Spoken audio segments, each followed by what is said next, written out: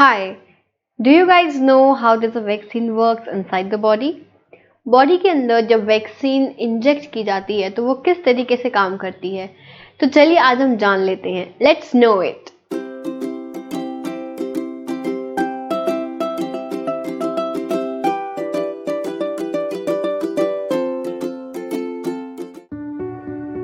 एक general idea लेंगे हम पहले कि किस तरीके से एक जो वैक्सीन होती है वो बॉडी के अंदर काम करती है। तो आप सबसे पहले ये समझ लीजिए कि वैक्सीन क्या है। वैक्सीन के अंदर वीकेंड या फिर inactive part of particular organism होता है जो कि जैसे ही इंजेक्ट किया जाता है, मान लीजिए किसी भी चीज की वैक्सीन अगर लग रही है तो क्या होगा कि उसका इनएक्टिव फॉर्म, अगर वो वायरस है कोई भी, तो उसका इनएक्टिव फॉर्म जो होगा वो बॉडी में इंजेक्ट कर दिया जाएगा। अब जैसे ही वो बॉडी के अंदर जाता है तो वो इम्यून सिस्टम को ट्रिगर करता है। इसका क्या मतलब हुआ कि हमारी बॉडी में हमने क्या करा, एक इनएक्टिव एंटीजन इंजेक्ट कर दिया, ठीक है, इनएक्टिव ऑर्गेनिज्म इंजेक्ट कर दिया। तो इम्यून सिस्टम को पता चला कि भाई हमारे बॉडी के अंदर कुछ ऐसी चीज आ चुकी है जो हमारे लिए हानिकारक हो सकती है, हार्मफुल हो सकती है, तो वो उससे फाइट करने के लिए एंटीबॉडीज बनाना चालू कर देगा। ठीक है, तो ऐसे ही वैक्सीन कोई दवाई नहीं है कि कोई मेडिसिन हो। Vaccine is basically the inactive form of the organism. It is the antigen which is injected inside the body which is harmless. Okay, so जैसे ही इंजेक्ट करते हैं तो उसमें एंटीबॉडी जो है इम्यून सिस्टम ऑलरेडी बनाना स्टार्ट कर देता है। अब क्या होता है, जो नई वैक्सीन आ रही है, मतलब न्यूअर वैक्सीन्स जो हैं उनके अंदर ब्लूप्रिंट होता है for producing antigen rather than antigen itself. कुछ ऐसी वैक्सीन्स भी बनाई जा रही है कि डायरेक्ट एंटीजन ना डाल के एंटीजन का ब्लूप्रिंट, मतलब उसके जैसा ही कुछ इंजेक्ट करते हैं कि इम्यून सिस्टम को, ये समझ लो इम्यून सिस्टम को ना धोखा दिया जा रहा है कि बताएंगे ऐसे करके कि बताएंगे कि हाँ बॉडी में वही वायरस आ रहा है, लेकिन वो नहीं होता है, होता कुछ और है, उसी की जैसी कॉपी होती है। ठीक है, तो यहाँ पे मैं आपको बता रही हूँ, तो वो एक ऐसी कि डायरेक्ट ऑर्गेनिज्म ही इनएक्टिव ऑर्गेनिज्म इनएक्टिव एंटीजन डाल देते हैं। दूसरा ये हो सकता है कि उसका ब्लूप्रिंट डाला जाए रादर देन एंटीजन। ठीक है, ये बेसिक वैक्सीन्स ऐसी ही होती हैं सारी। इसके बाद में वैक्सीन बॉडी के अंदर काम कैसे करती है। Now regardless of whether the vaccine is made up of antigen itself और the blueprint of the antigen. ठीक है, तो वैक्सीन बॉडी के अंदर काम क्या करती है, मान लो किसी भी चीज की वैक्सीन इंजेक्ट करी, जैसे ही बॉडी के अंदर वैक्सीन गई तो इम्यून सिस्टम ट्रिगर हुआ। इम्यून सिस्टम को पता चला कि हमारे बॉडी के अंदर क्या है, कुछ ऐसी चीजें आ चुकी हैं, कुछ ऐसा एंटीजन आ चुका है जो हमारे बॉडी के लिए हार्मफुल है। तो इम्यून सिस्टम काम करना चालू कर देगा, एंटीबॉडीज बनाना स्टार्ट कर देगा। अब जिस व्यक्ति को वैक्सीन लग चुकी है उस व्यक्ति को वो डिसीज नहीं होगी, बट मान लो फिर भी अगर उसकी बॉडी के अंदर वो वायरस एंटर कर जाता है तो जो इम्यून सिस्टम है वो डबल रिस्पॉन्ड करेगा। जो हमने पहली बार वैक्सीन दी थी, जो रिस्पॉन्स आया है उसका डबल रिस्पॉन्ड करेगा, डबल एंटीबॉडीज बनाएगा, जिसकी वजह से अगर वायरस एंटर करता भी है तो बॉडी उसको बहुत इजीली डिस्ट्रॉय कर सकती है। ठीक है, तो ये वैक्सीन करती है। इसके बाद में आप देख सकते हो यहाँ पे वैक्सीन और न्यू एंटीबॉडी है। ठीक है, तो ये जैसे ही वैक्सीन हमने इंजेक्ट करी नई एंटीबॉडी बनना चालू हो गई, तो ये रिस्पॉन्स यहाँ पे चल रहा है, आप देख सकते हो। फिर इसके बाद में कुछ वैक्सीन के मल्टीपल डोजेस लगते हैं, कुछ वैक्सीन का एक ही सिंगल डोज लगता है। तो अगर मल्टीपल डोज लग रहा है, जैसे हमने कोरोना की वैक्सीन में भी देखा 2 डोजेस लगते हैं, तो कुछ हफ्ते या कुछ महीने बाद वो लगते हैं। तो रिसर्च के बाद में डॉक्टर साइंटिस्ट बताते हैं कि कितना लंबा गैप जो है एक वैक्सीन से दूसरे वैक्सीन के बीच में होना चाहिए। ठीक है, इसके बाद में ये ऐसा गैप होता क्यों है, गैप क्यों होता है, सबसे बड़ा क्वेश्चन यही अराइज होता है कि ये हम गैप क्यों दे रहे हैं। अब क्या होता है, हमने पहली वैक्सीन ली, ठीक है, पहली वैक्सीन लेने के बाद में हमारे जो मेमोरी सेल्स होते हैं, हमारे बॉडी के अंदर मेमोरी सेल्स प्रेजेंट होते हैं, तो हमें उन मेमोरी सेल्स को टाइम देना है।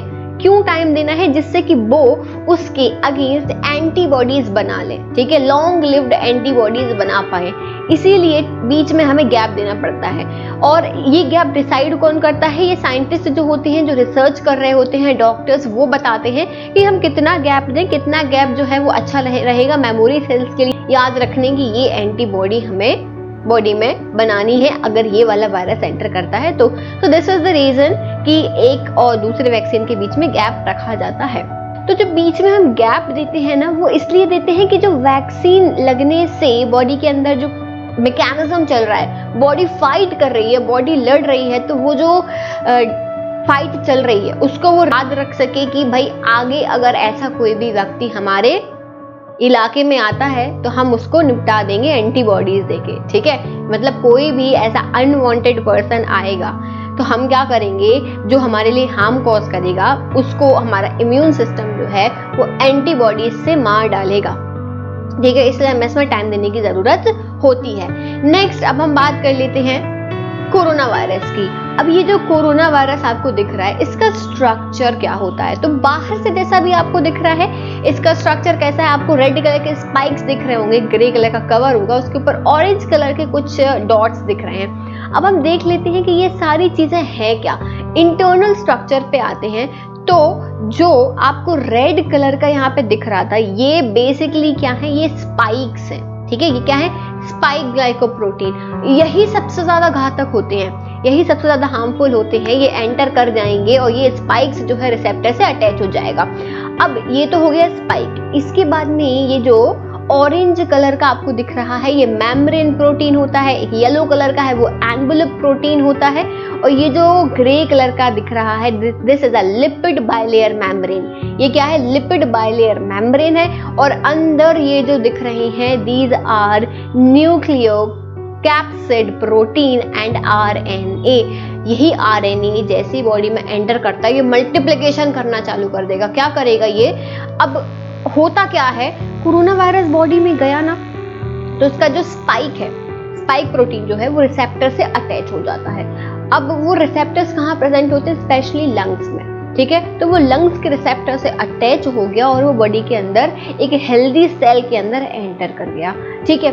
अब ये रिसेप्टर कौन सा होता है, ACE2 रिसेप्टर। अब एक बार कोरोना वायरस एंटर कर गया, ये समझ लो कि उसने आपके बॉडी में आपके सेल को हाईजैक कर लिया।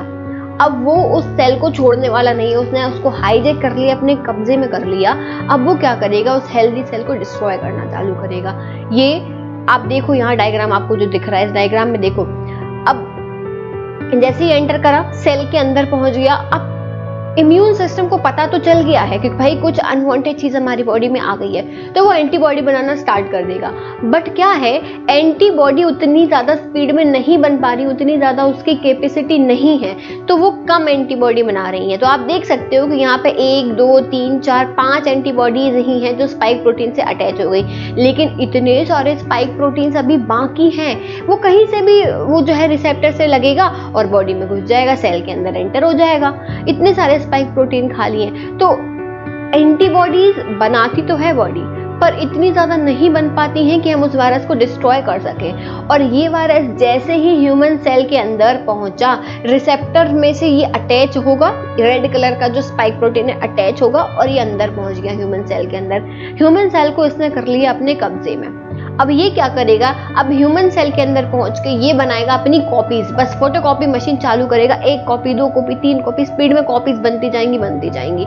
इतने स्पीड में ये मल्टीप्लाई करता है कि एंटीबॉडीज उसे नहीं डिस्ट्रॉय कर पाते हैं। तो एंटीबॉडीज अपनी कोशिश तो पूरी कर रही है, इम्यून सिस्टम अपनी कोशिश पूरी कर रही है कि वो अपने आप को बचा के रख सके, लेकिन जो वो एंटीबॉडी बना रहा है वो उतनी ज्यादा इनफ नहीं है, बहुत कम है। वायरस एक के बाद एक बढ़ता जाता है और इतना ज्यादा फैल जाता है, ठीक है। अब क्वेश्चन ये आता है कि क्या किया जाए, तो इससे बचने का एकमात्र उपाय है वैक्सीन। हम पहले से ही बॉडी को एंटीबॉडी बनवा दें, जिससे कि अगर वायरस एंटर करता भी है तो हमारा इम्यून सिस्टम उसे याद रख लेगा और ध्यान रखेगा कि अगर ऐसा कोई व्यक्ति, ऐसा कोई वायरस हमारी बॉडी में आएगा तो हमें उसे एंटीबॉडी से मार देना है। तो वैक्सीन यही काम कर रहा है। हमारे डॉक्टर्स ने, रिसर्चर्स ने, साइंटिस्ट ने इतना सोचा और फिर जाके इस कंक्लूजन पे आए कि वैक्सीन ही एकमात्र उपाय है इससे बचने का। तो वैक्सीन हम देख लेते हैं कि हमारे यहाँ पे कौन कौन सी वैक्सीन हैं ऑल ओवर वर्ल्ड में। पहले आप देख सकते हो, मैंने आपको बताया था कि वैक्सीन के टाइप्स होते हैं। आरएनए वैक्सीन, एक होता है वायरल वेक्टर और एक होता है इनएक्टिवेटेड वायरस और प्रोटीन बेस्ड। तो ये अलग अलग तरीके की वैक्सीन बन सकती हैं।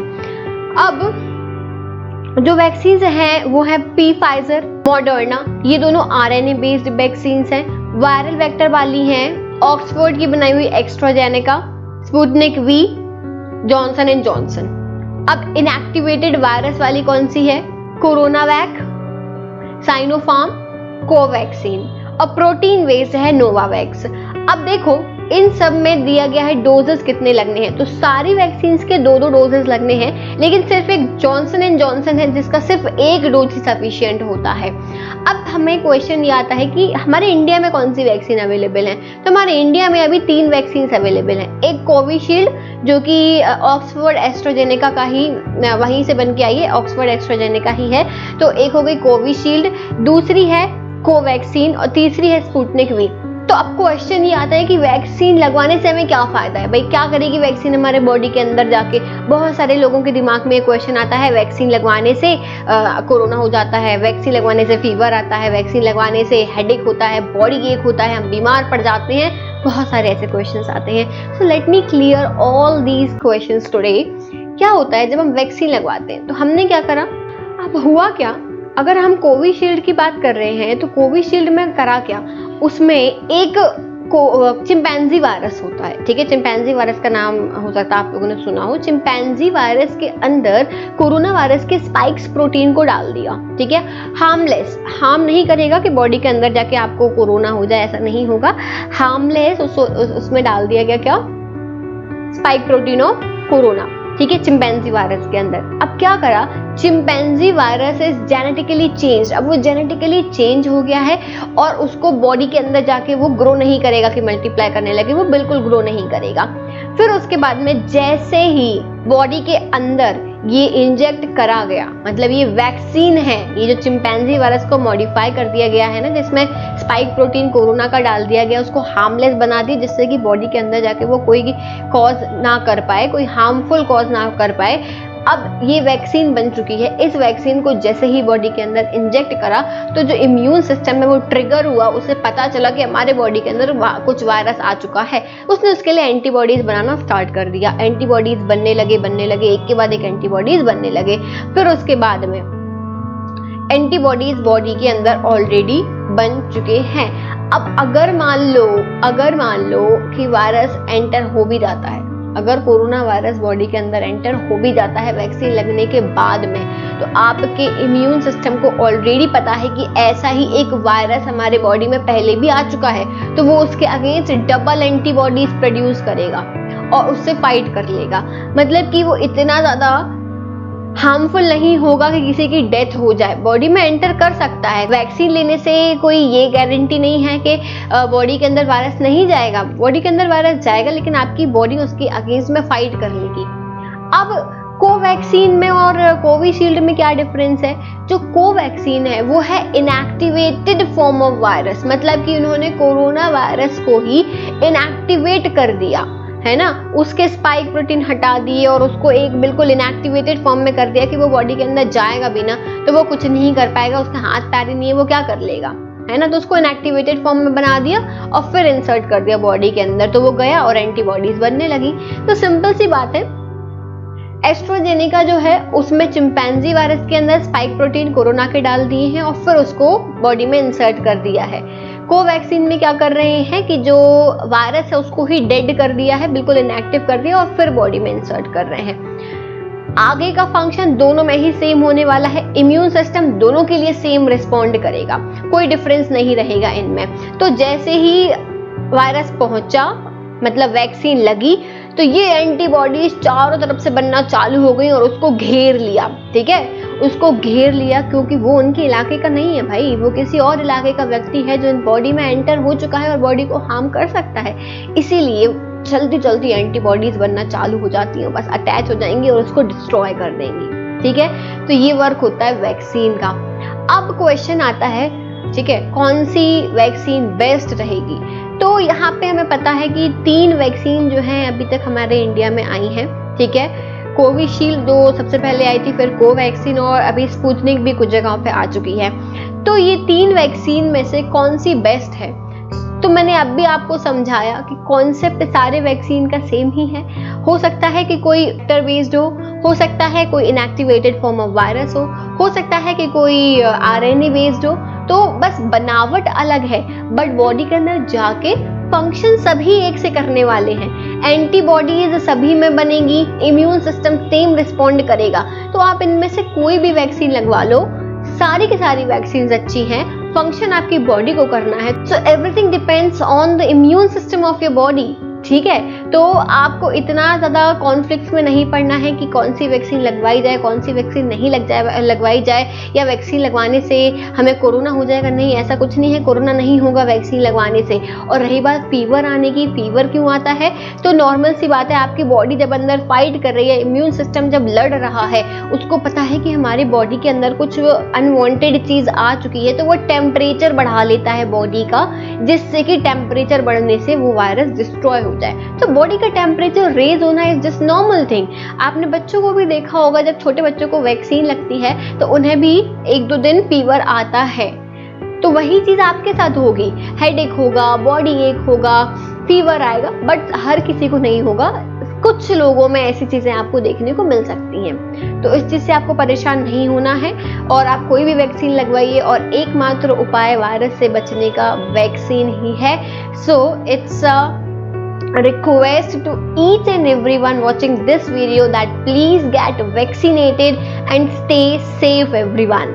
Okay, these are the references from where I have taken some of the images, and thank you so much for watching this video. अगर आपको ये informative लगता है तो आप प्लीज़ इसे शेयर करिए, लाइक करिए, और आप आगे किस चीज़ के बारे में जानना चाहते हैं, so please let me know in the comment section. So thank you, bye bye everyone, see you soon in the next video.